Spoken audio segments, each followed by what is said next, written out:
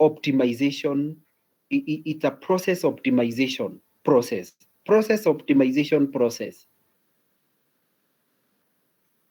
I hope I'm not losing you, but it's a process optimization process or business process optimization process. So that is what we can say BPM is in a very simple definition terms. So what are some types of business processes? Types of business processes. It's important to realize that processes vary greatly and they can be categorized in different ways. A process can be categorized in terms of its complexity. Please note these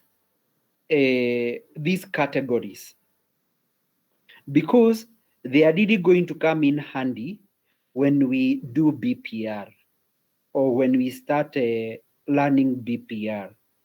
A complexity of a process. A process may also be defined by its duration. How long is it taking? Remember, the first one is complexity. How complex is it? How easy is it? Um, like for example, if we are to tell somebody, if a bank is to tell its clients that you see now, you can deposit money using your M-Pesa. Is that a complex or an easy process? How long does it take? Duration. And what is the volume? Volume in terms of how much? In terms of how much is that work? And what is the industry? That is also a process. Uh, what industry is it in? Yeah, is it in financials? Is it in what nini is it in? What is what industry is a process? What industry is that process? Is it in the financials?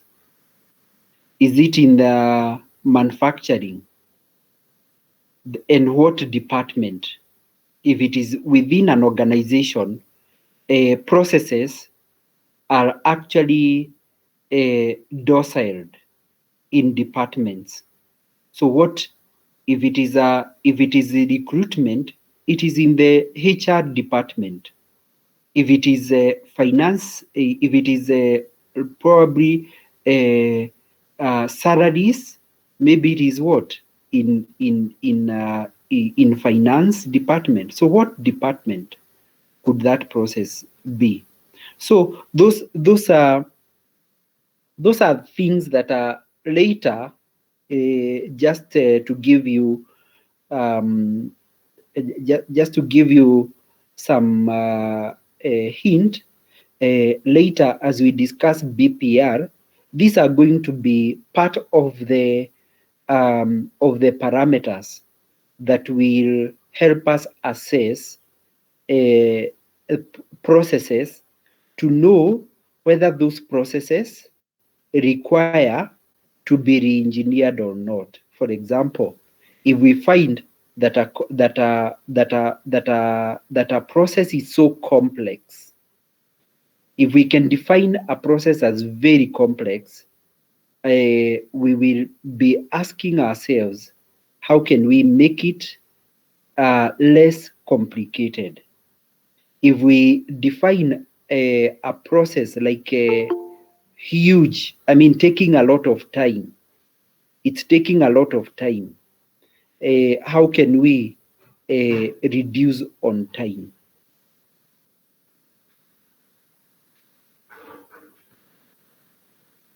How can we save time uh, when we when we are thinking about that process and all that. Now, we move on to a process cycle. A process cycle. So a business process is actually, as we have said, is already a discipline. This discipline consists of 5 phases. There is the design, there is the modeling, there is the execution, and monitoring and optimization. We are going to look at process management, the BPM, um, the process life cycle in BPM. The first one is design.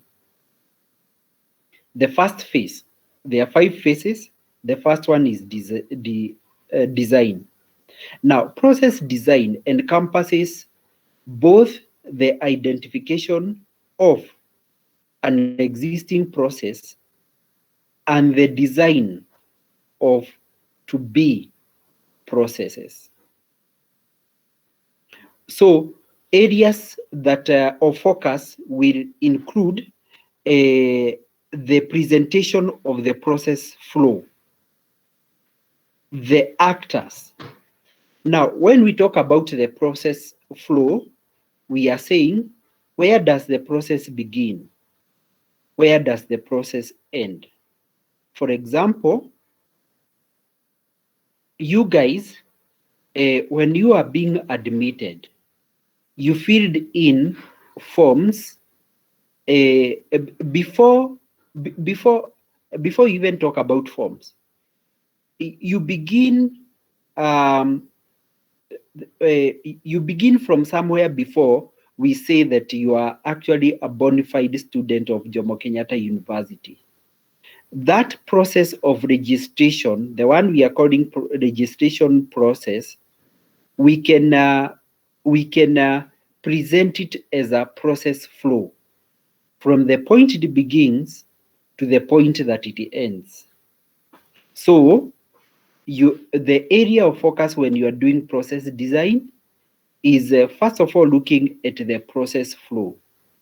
You look at the actors within it. Who are the actors? In this case, where we are registering you, who will be the actors? I want to throw the question to you guys. In the process of registration, who will be the actors?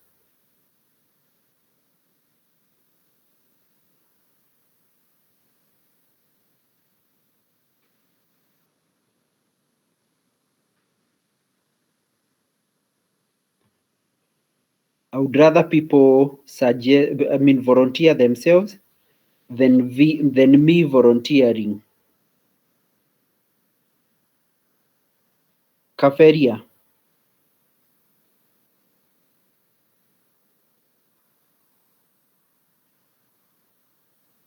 Guys, if you don't Yes, speak, I just log you out because there is no need of making me feel like we have a full class when we don't. us ourselves are the actors. Hmm? Us personally, as the students who are applying, are the actors. Yes, the first actor is a student. Who is the other actor?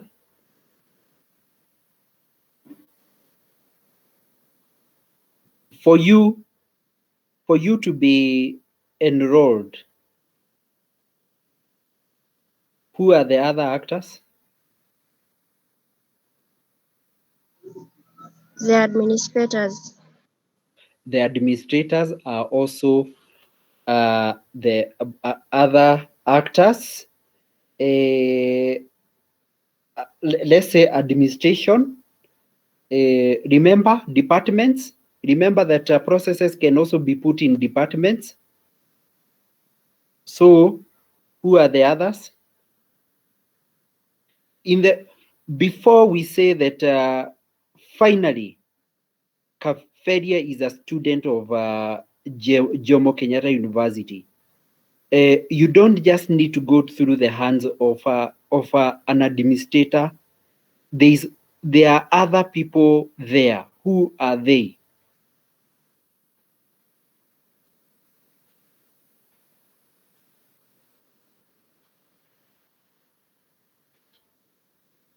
And you guys, you just came and you went to the administration block and you are admitted. You are given registration number and you are admitted, and here you came to my class.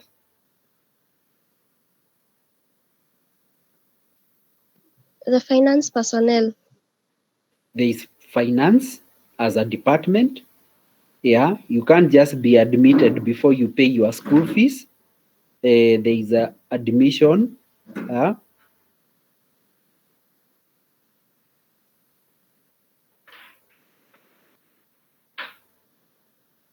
So anyway, I know you guys probably you don't want to give it too much thought, but there is also the fact that I mean there are many processes in a university. You can break the university which you are part of into different activities. Even when it comes to exams, there is a process. Even when it comes to what is it called? This no, when you are when you are finally leaving the university, what is it called? The way guys go filling those papers. That's also a process. The process of exiting the university, checking out or logging out. I don't know. I can't remember what I called it when I was there. So all that is a process. So, and that's what we are saying, that a process, therefore, when you are designing, you'll have to have a process flow. You'll have to have actors within it. You'll have to have even alerts and notifications. Alerts, for example, before you go to the next level, of course, the alert will be, for example, if it is finance, you will be notified that this is the amount of money that you need to pay, and then you'll be alerted once you have paid, or you'll be notified once you have paid. Escalations means you are heading now to the next point. There will also be to the next level, because a process is a set of activities. So escalation is the process by which you are escalating, or you are moving forward to the next activity. After one activity is done, then the next one, like that, a whole procedure and a whole process. Now the other one, the other focus will be standard operating procedures. Standard operating procedures. What do we do? What are the standards? What do we do here that is acceptable? For example, if it is packaging a product, what are the standards? What are the standards that we follow? Yeah, what are the standard operating procedures? Do we just do shortcuts? And what environment should we be in? Yeah. So the other one is service level agreements. Service level agreements, where we are saying we normally call them SLAs. We normally say that this kind of service, if you are going to offer it to a client, it should be at this level, or it should be at this standard. Lower than that, it is not acceptable. For example, when you are signing up for, let's say, internet, you have a service or a service provider for internet, you are going to agree with them that yes, we know there can be downtimes, but we don't want your downtimes to exceed 5%. So I want you always in a given period, maybe a month, for example, when you bill me, I'm expecting you to have performed 95%. So 95% is what we call a, a parameter for a service level. Parameter for service level. So an agreement is made whereby we are saying that we can pay, we will pay, we are okay in settling our bills as long as our service level agreements remain at 95%.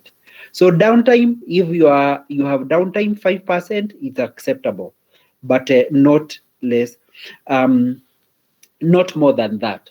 And also, if there are products that you are making, for example, if I'm going to buy products from you, if there are some products that are bad, 5% is okay or 6% is okay, but I want you to perform at 94% always, so that I can pay your bills or I can settle your bills.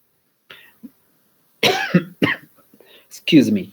The other one, and another focus in design is actually how you hand over tasks when you are done with this task. For example, if my product is finished, if I've finished manufacturing my product, what is the next phase that it goes to?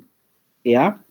So that handing over mechanism should be known and should be understood. That once it is not in my hands, it is in the hands of somebody else, maybe the packer, the guy who is going to pack. Then, so it has come from the manufacturer, it has gone to the guy who is packing it, and later you hand it over to the guys who are transporting to the market. So at that point, how do you hand over? Those handover mechanisms needs to be so much agreed on in every process design. And good design, what it does, it will reduce the number of problems over the lifetime of the process. Listen into that. That a good design will reduce the number of problems over the lifetime of the process. So remember, our focus is efficiency, is effectiveness of processes. We want to make those processes as efficient as possible, and therefore we want to remove all the bottlenecks or the number of problems. We want to reduce them as much as possible. Whether it is an existing or not, or a new process, they are all supposed to perform well. They are supposed to.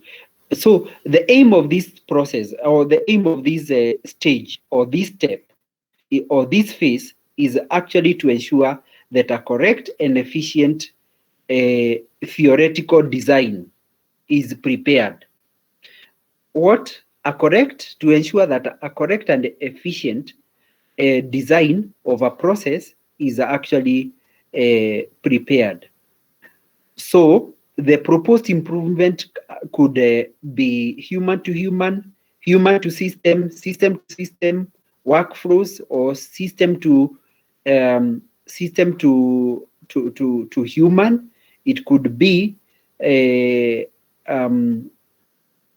it might just target. The target could be that we want to we want to satisfy our customers, and by the way, not just customers who not just our customers who are buying directly, but even the regulators of the market, everybody who is a direct and indirect customer has to be satisfied by the processes that we are designing. So at that point, what we are coming up with in this phase is an understanding of the workflow, the activities, the actors, the alerts and notifications, the escalations, the operating procedures of that process. And as I have tried to give you the example of a registration process in a university, those are some of the things that are looked into, so that at the end of the day, we are going to make the registration process of our student much faster, much easier, bearable, and even fruitful. At the end of the day, they will not be complaining, oh, tumewekwa hapa, tumekaa, you know. There was a time that there were queues in the bank, long queues. One of the banks that I don't want to mention here is a bank that I saw with long queues, mpaka hizo queues zinaenda out of the building, particularly end month. And you really wondered, now you are going to spend almost 5 hours in a bank. I was about to say 10. 10 is an exaggeration, but even 5. Let's say even an hour. Spending an hour in a bank is not good. It's not good at all. There must be something that is happening bad for somebody to spend 1 hour in a bank. A bank should be able to release its clients so that they can go and work and get more money and deposit and make deposits. Other than keeping their clients on queues, they are tired, they are hungry, and then they can't go to do anything. So that workflow itself is bad. Something is wrong. And that's why it's very important for when we are thinking about designs, we are going to make sure that process designs, we are going to make sure that we have correct and efficient designs in this stage. Then we come to modeling as the next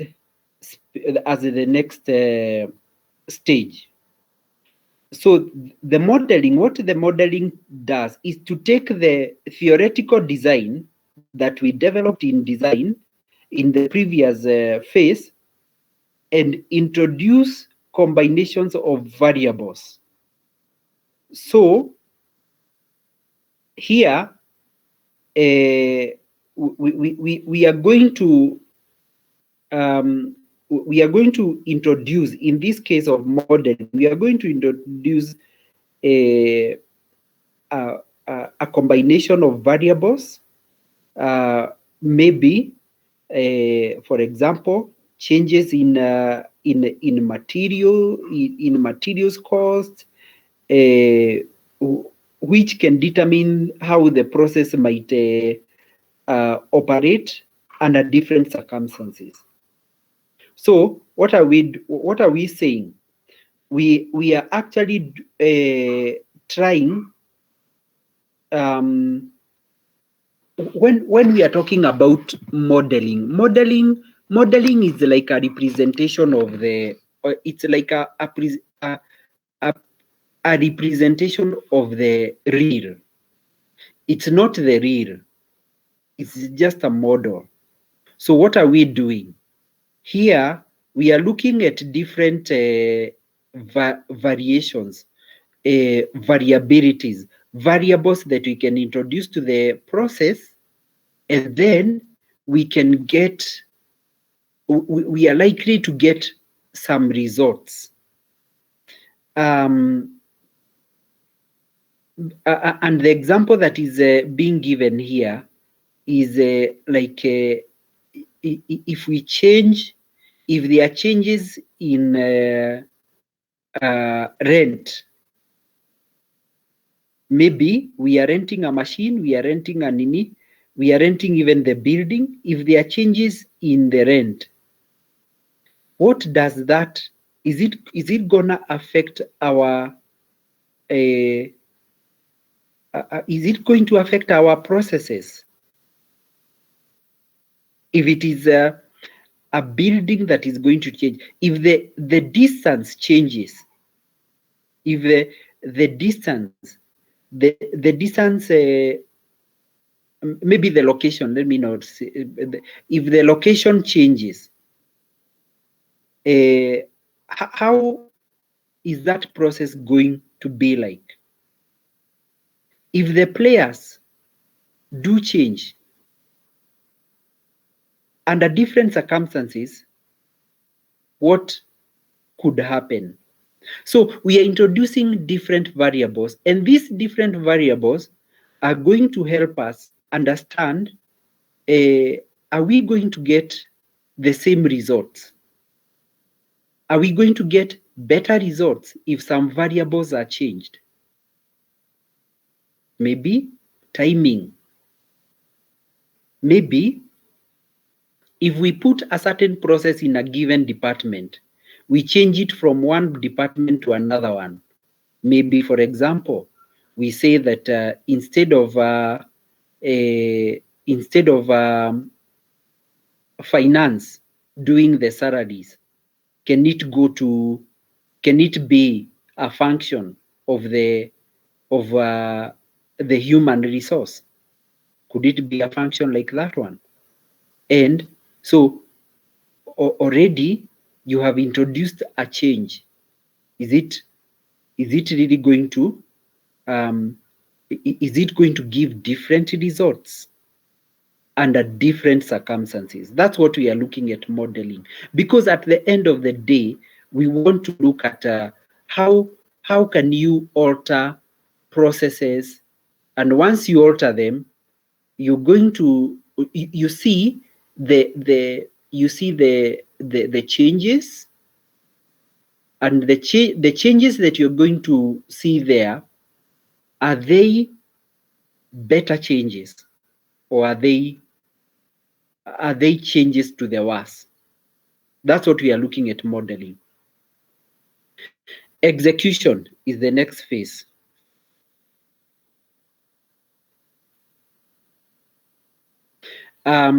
One of the ways that we can automate processes is to develop or purchase an application that executes the required steps of the process.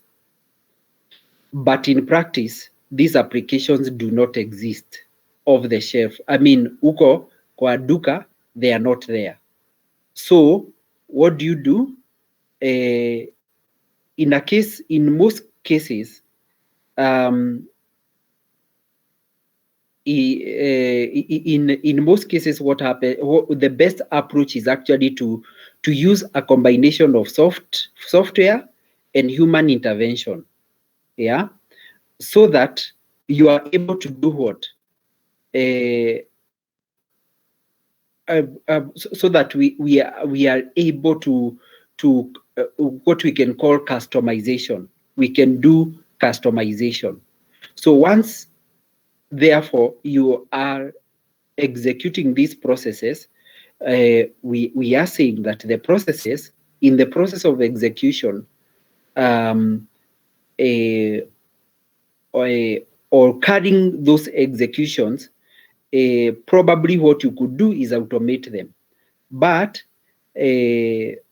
yeah, which can be good, but again, what the best approach, or a good approach, could actually, though very difficult, is actually to do a combination of software and human intervention.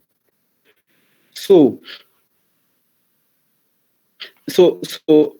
uh, in this case, what therefore happens is that softwares are developed that enables full business processes to be actually defined in a computer language, and they can be executed by the computer. And and you guys have already done that. You've already developed some products, and these products have actually automated business processes using a computer language, and that has made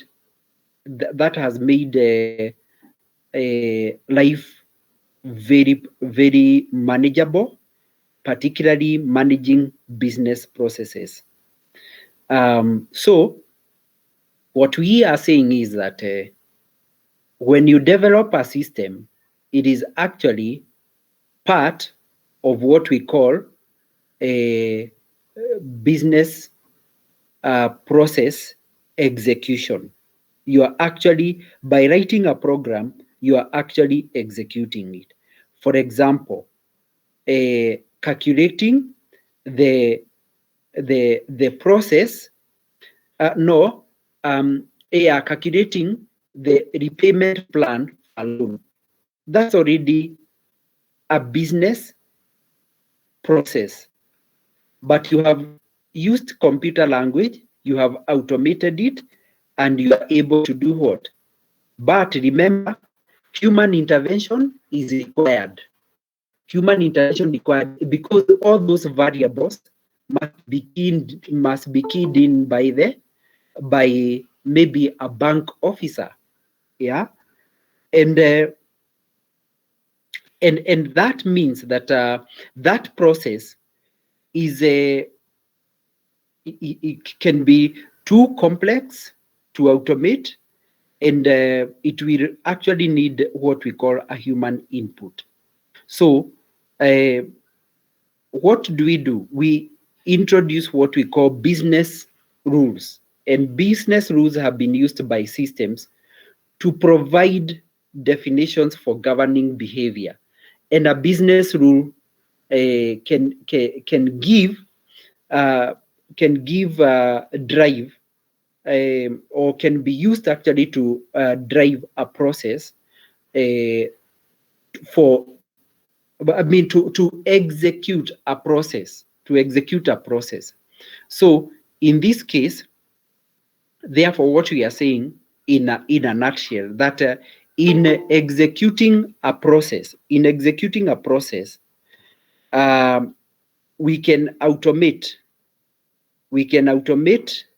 the process. We can automate the process, and the results of that process will be evident. If it is recruitment, we can automate it, but we can't fully automate. We still need human intervention. If we say that we automate recruitment, the first step in a recruitment would be what? To advertise, isn't it? Now, you can't automate fully even an advert. There will be a human intervention for putting up the advert. Then people can actually respond to that advert electronically, in terms of they can send their emails, they can send their CVs via email, yeah, and then Remember, as many if you want to make sure that there are not many people who have applied, even those who have not met the basic rules, what you do is that you can automate the process so that people fill in forms that will be very, very direct in terms of you can ask specific questions like what's your level of education, yeah, so that you don't have every person applying, even those who have not qualified. You see, they will be filtered by that, so that if you are a Form 4 leaver and you didn't you don't have a bachelor's degree, and probably your minimum is a bachelor's degree, so what will happen is that they will be filtered like that. And so the whole process of recruitment itself is also a process that is refining for you what you want at the end of the day. It's a filter, sort of, yeah. Other than just asking people on email, send your CV, and then you have to go through all those CVs. Why don't you set up a form that is going to ask them to feel to maybe check what what degree do you have, so that you don't have every kind of again every kind of degree, or in every probably you need a certain guys who did a certain course and with certain majors. Maybe if it was BCom, you need people who did marketing. Now those are the guys that you are going to pick out, and the system is going to help you to do what? The system is going to help you to pick them out, and it's also going to filter them out. Yeah. So in itself, it becomes it becomes a comprehensive system. So this execution, look at it this way: the execution of a process, it can be human, it can be automated, it can also be an adaptation of the same hybrid. It could be a hybrid which is better, though complicated, but almost quite. It can be productive, very productive. So the next phase of a business process, is monitoring. The monitoring phase is where the process performance is measured. Monitoring, as you guys may know, it encompasses the tracking of that process, so that information about that process can be seen, it can be put in statistics, it can be measured, and we can know the performance of that process. So, for example, you can track an example, or can be tracking the state of a customer order, e.g., when did the order arrive? At what point is it? Has it been processed? Is it awaiting delivery? Has the invoice been paid? Before you even talk about the invoice being paid, has the invoice been produced before we talk about being paid? So we do this when you are monitoring so that problems in the operation can be identified and corrected.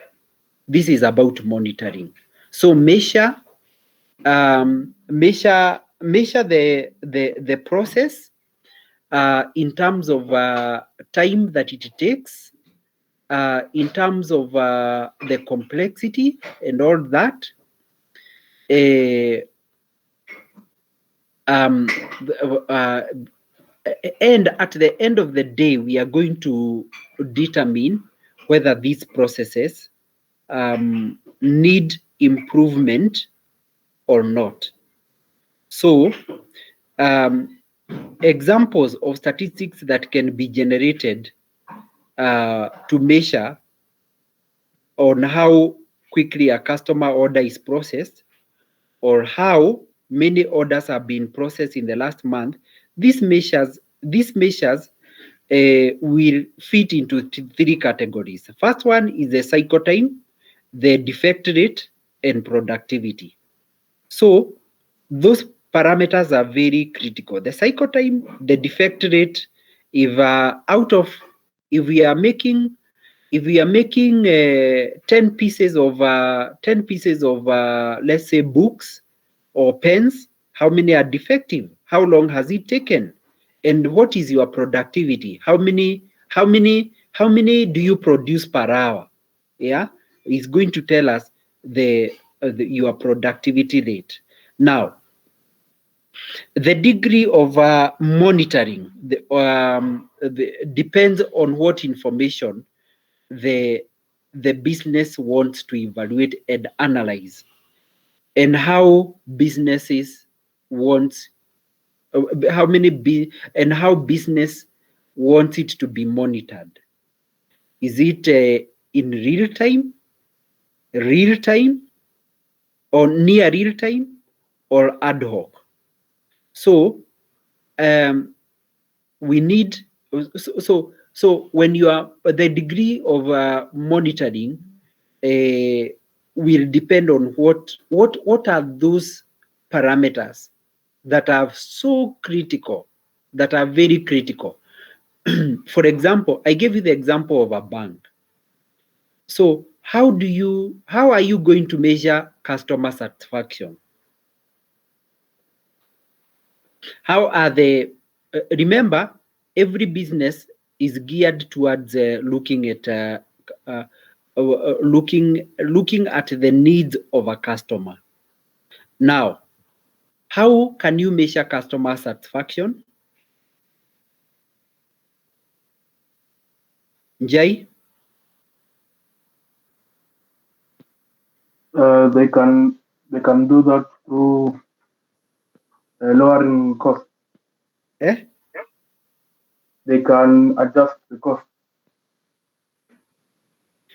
I'm asking. Yes. In a process, in a given process, Yes. what are the parameters that can help us to measure customer satisfaction? Through reviews and feedback from the customer. Feedback from the customer. Yes. But what if you don't have a customer feedback?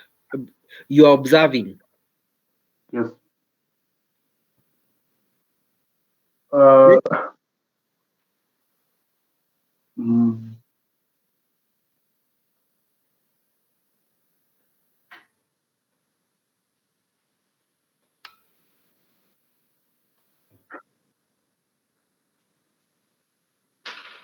Jessica.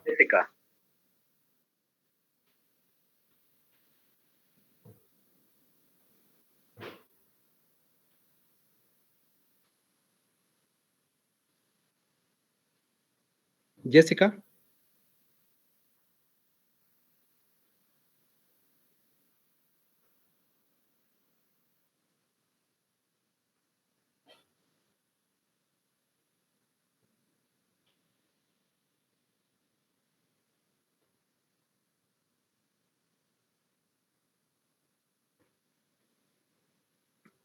James Ngugi.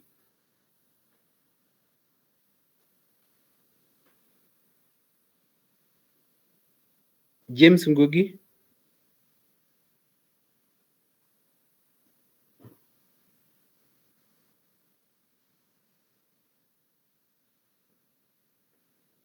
So there are guys who just who log in and free away.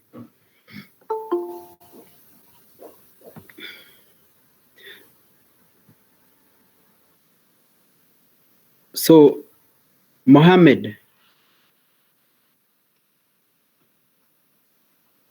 Abdul, Yeah. tell us. Depending on how many times the client comes to buy your goods, then you know that the client is satisfied. Mm-hmm. Okay.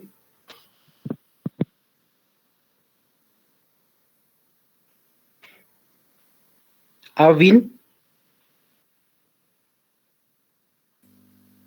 When the client recommends other customers to your place. referrals. Ndio. You're talking of referrals. Yeah. Omari.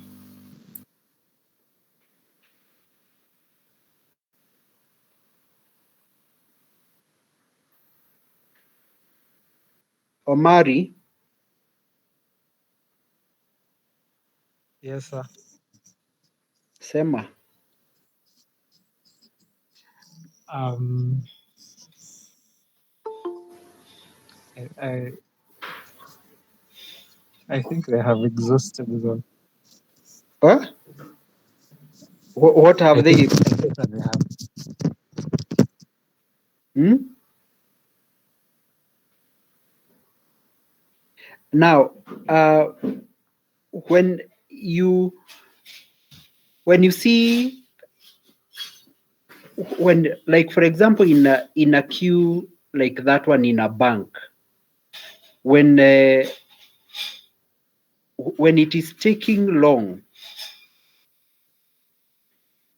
for you to serve customers, do you think they are satisfied? So even by observing, without even having feedback, even by observing, you can already know that you can already know that your customers are quite, they will be dissatisfied. They are dissatisfied. So, and that's what we are saying, that at this stage of monitoring, you want to get information about a given process. If it is a banking process, if it is paying a utility bill, like for example in Kenya Power, are guys happy when they come into the banking hall, and some of them have to faint there because of long queues. And that's why nowadays businesses have changed completely, particularly those utility bills, utility providers. When paying for those bills, you don't have to go and queue. You can just pay online. Yeah. And that becomes a process that has been now what we are saying. We go to the next stage. The next stage is actually optimization. The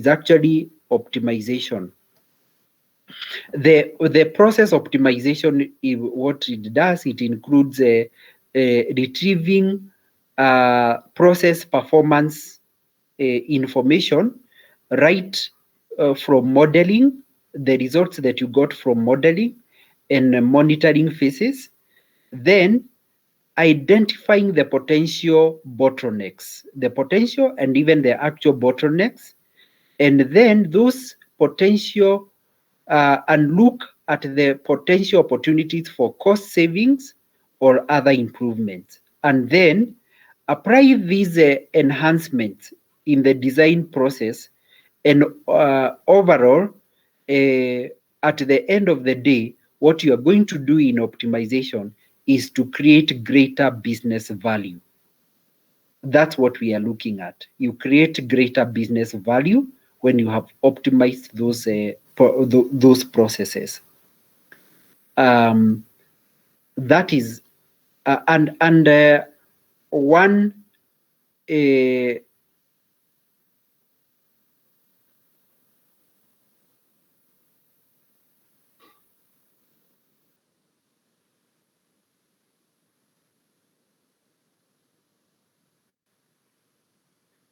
and one other thing that I must finish those phases with is the fact that the cycle does not stop. The cycle continues, and it is a continuous improvement. It is not that you stop. It is a continuous improvement, and that's where now our discussion next time will be based on business process engineering, because at that point that you have come up with the processes, there are processes that will be facing huge bottlenecks, and probably you just have to overhaul them and redesign them. And so the commitment to process improvement, to continuous improvement, is always there as far as the process design is concerned, or process improvement is concerned. Now, I want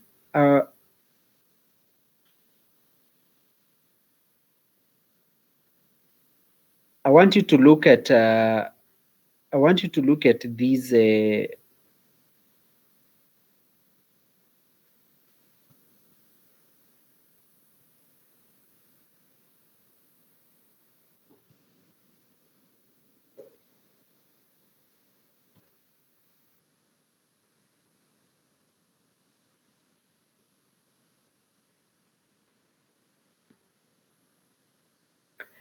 are you seeing? Is there something you're seeing on your screen? Yes. Yes. It's definitely what we have said. We started with the design, yeah, and in this process, in design, we identified the processes, we identified the workflows, and we came with theoretical designs. And in modeling, we said that we introduced some variables and variations that are going to help us understand and look at different variables that we can input, and the different results that we can get so that we come up with the best option for the process. And in this case, in the case of execution, we picked the modeled, we picked the designed and the modeled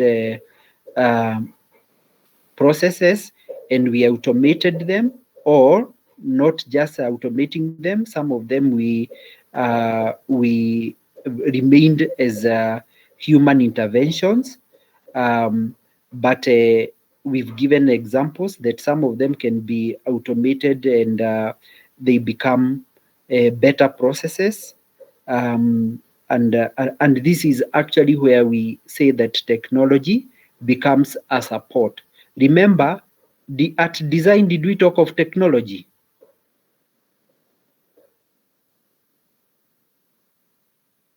Ian? Ian? Yes. Did we talk of, at design point, did we talk of technology? Yes. No, we didn't talk of technology.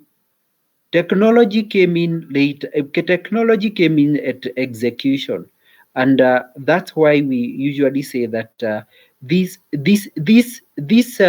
BPM BPM is not a it's not a technology. It's not a technology. It is just a it's just what we are calling what we are referring to as an idea for an idea for bringing about changes, particularly processes within an organization, yeah, but not started by technology, but supported by technology.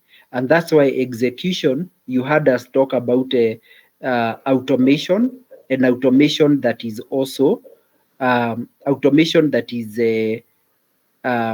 also that has some levels of human intervention. Execution, after execution, is monitoring, where you monitor the performance of a process.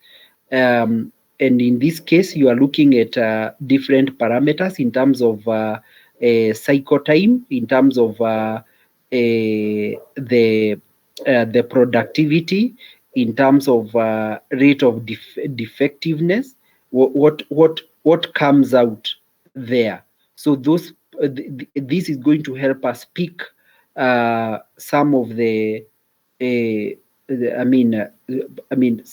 some of the processes that are struggling, and if it is struggling, it calls in for what we call optimization.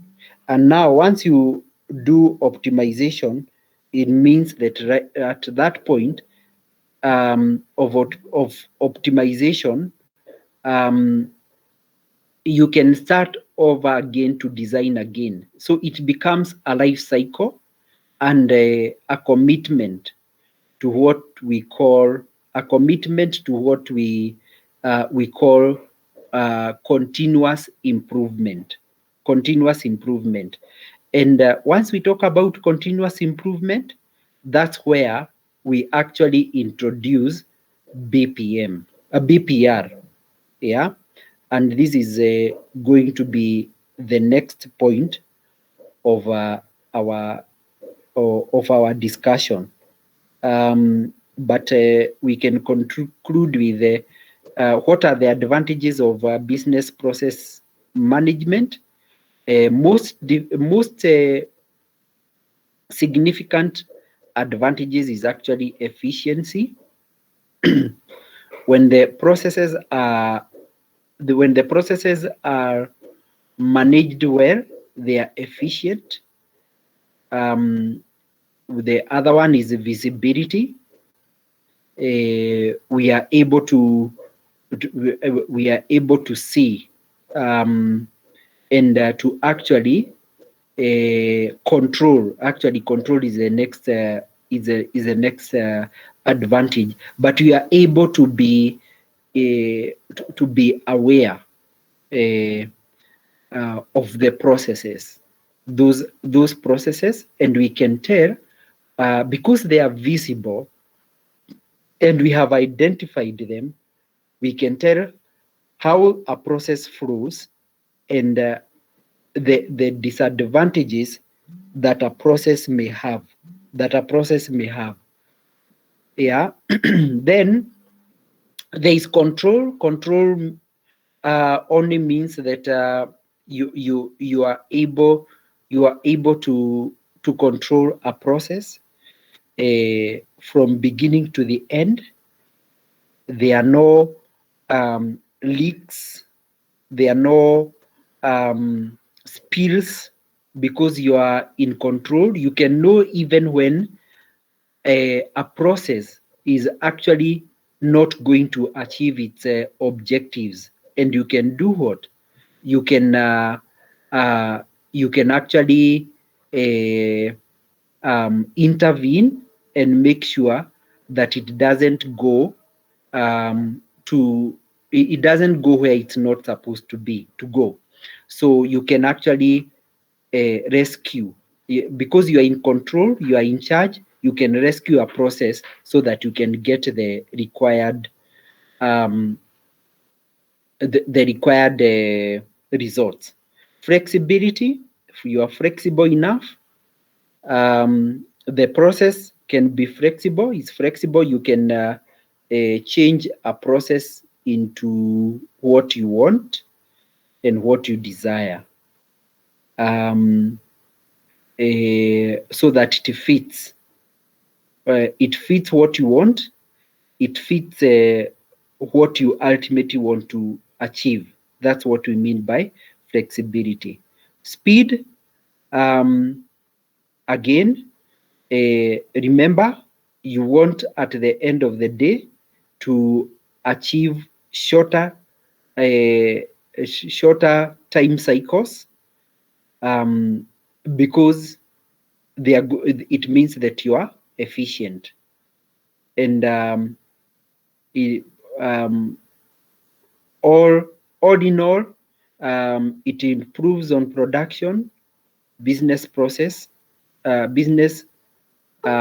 management, improves on production, on performance, on even resource management. So production management, performance management, resource management are the advantages, other advantages for business process management. So next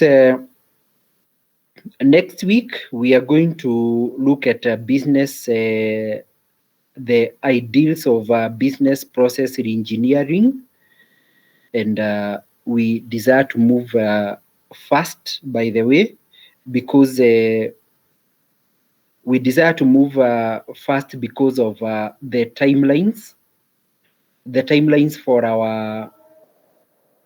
for this semester, they are very short, in that we should actually even be doing a cut very soon. So in the course of this month, just be aware that you are going to do your 2 cuts. So be aware, because right now we are moving at a very, we don't have time. And in August, that's when you'll be doing your exam. So I will need a lot of cooperation from you guys. If I tell you we meet promptly at this time, let's meet then, and try to make up for the lost for the time that we don't have. So unless there is a question, we meet again next week, physically. Next week we can plan for a physical meeting. Okay, any question?